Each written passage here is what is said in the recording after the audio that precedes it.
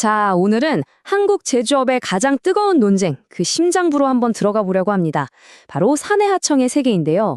우리 눈에 보이는 거대한 공장 뒤에 또 다른 보이지 않는 공장이 있다는 이야기입니다. 길 가다가 기아 모닝 보면 저 차는 누가 만들었을까? 뭐 이런 생각 혹시 해보셨나요? 당연히 기아 자동차 직원이 만들었겠지? 하시겠지만 정답은 생각보다 훨씬 더 복잡합니다. 어쩌면 좀 놀라실 수도 있고요. 바로 이 질문이 오늘 우리가 탐험할 미로의 입구입니다. 이 복잡한 문제를 이해하려면요, 먼저 두 개의 거대한 법이 어떻게 부딪히고 있는지부터 알아야 합니다. 바로 노동법과 민법의 대립이죠.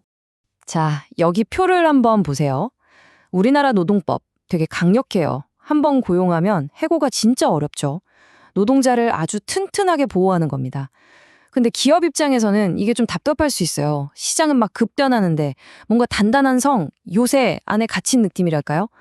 그래서 기업들이 이대로는 안 되겠다 하고 찾아낸 게 바로 민법입니다. 민법의 계약 자유라는 원칙을 이용해서 이 단단한 요새를 빠져나갈 탈출구를 찾기 시작한 거죠. 이 탈출이라는 것도요, 계속 진화를 합니다.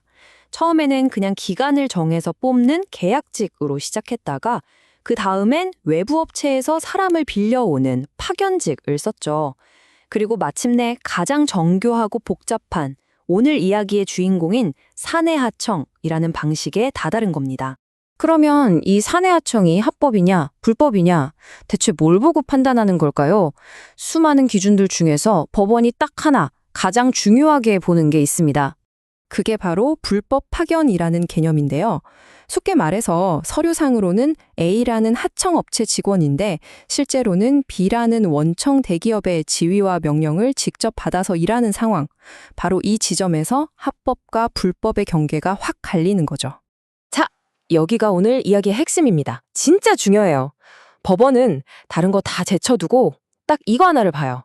원청 회사가 하청 직원한테 직접 업무 지시를 했냐, 안 했냐. 바로 이겁니다. 왜냐고요?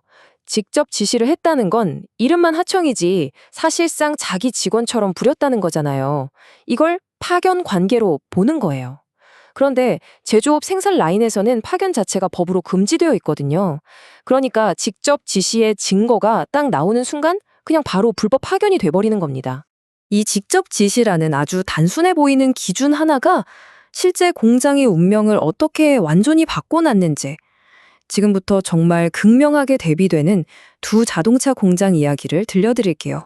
첫 번째는 현대자동차입니다.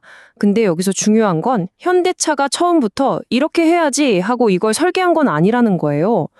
원래 있던 공장의 정규직만으로는 일손이 부족하니까 하청 근로자를 투입하기 시작하면서 문제가 좀 꼬이기 시작한 거죠.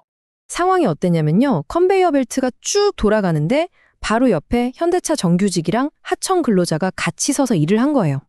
자, 상식적으로 한번 생각해 보세요.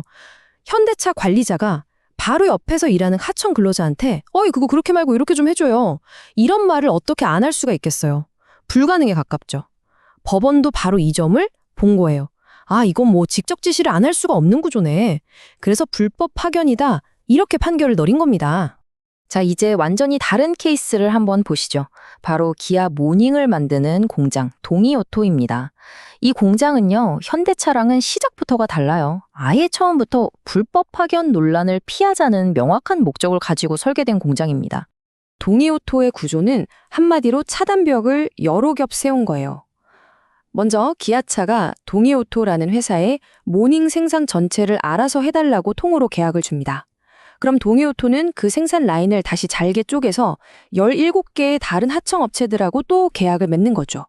그러니까 기아차와 실제로 일하는 근로자 사이에 동이오토라는 벽 하나, 그리고 17개의 하청업체라는 벽도 하나, 이렇게 두꺼운 벽을 일부러 만들어 놓은 거예요. 이러니까 기아차가 저 끝에 있는 근로자한테 직접 지시를 할 일도 없고 할 수도 없게 되는 거죠. 그래서 법원은 이건 합법적인 도급 계약이 맞다라고 인정을 해준 겁니다. 자, 그런데요. 법적으로 합법이라는 이 판결이 노동 현장에서는 어떤 의미를 가질까요? 이게 그냥 법률 용어 하나 바뀌는 문제가 아니에요. 일하는 사람들의 삶을 완전히 뒤바꿔 놓습니다. 이 그래프를 보시면 바로 알 수 있어요. 임금이 직접 고용된 정규직보다 훨씬 낮은 건 어찌 보면 예상 가능한 결과죠. 근데 진짜 근본적인 문제는 따로 있습니다. 바로 자기들 권리를 위해서 뭉치고 목소리를 낼 수 있는 힘, 즉 파업할 수 있는 힘이 사실상 없어진다는 거예요. 아니, 파업은 헌법이 보장하는 노동자의 권리인데 어떻게 그게 불가능하다는 말일까요? 이 아주 영리하게 짜인 시스템이 어떻게 노동자들의 파업을 무력화시키는지 그 과정을 제가 단계별로 한번 보여드릴게요. 자, 시나리오는 이렇습니다. 17개 하청업체 중에 한 곳에서 노조가 파업을 시작해요. 그럼 당연히 그 업체는 생산을 못하겠죠? 이건 원청인 동이오토와의 계약을 위반한 게 됩니다.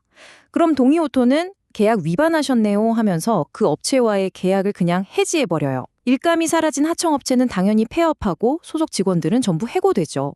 그리고 며칠 뒤 동이오토는 텅 빈 그 라인에 새로운 하청업체를 데려옵니다. 이 새 업체는 해고됐던 직원들을 대부분 다시 고용해요. 딱 한 부류만 빼고요. 바로 파업을 주도했던 노조 간부들.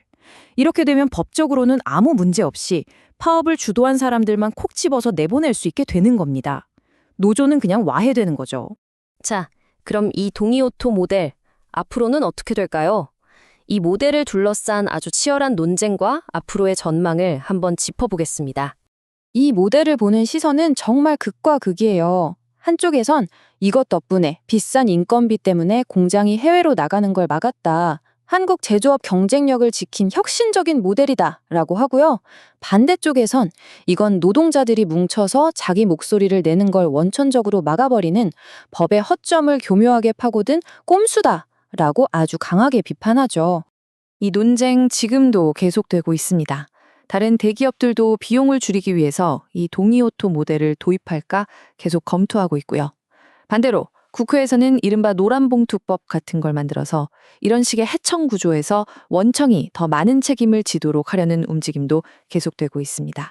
결국 경제적 효율성과 노동자의 권리 보호, 이 둘 사이의 아슬아슬한 줄파기, 이게 바로 보이지 않는 공장 이야기의 핵심입니다.